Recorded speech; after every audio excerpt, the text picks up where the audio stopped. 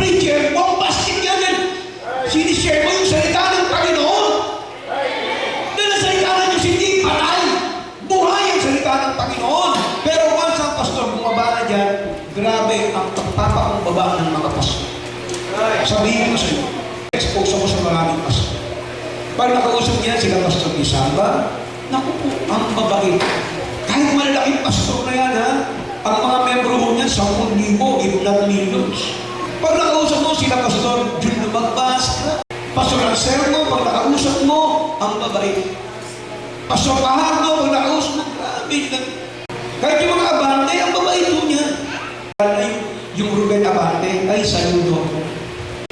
Pastor Lorena, grabe, malaking pastor, pero yan, kausap namin ni Mama, dala ang babay. Niyayaya pa kami, inikot pa kami sa simbahan ng malaki. Tapos nagpagkwentuhan pa kami. Mas pinakamabait din yung Pastor Dennis Lopez. Grabe. Oo. Yan ang pinakalagang gusto ko. Kasi pwedeng mauto pwedeng mahingan mo ng tulong. Pag nakulong ka, nandiyan yung asawa, matutulungan ka. Pag may problema ka sa mga kaso, nandiyan yung asawa. Hindi mahirap ka usapin. O saan pa babalik? Sino pa mas babalik dun sa Pastor Teresa? Wala nang iba kundi ang Panginoong Jesus na lang. Hanggang tumamay, pinumuna yung simbahan, hindi mo kanyang sarili.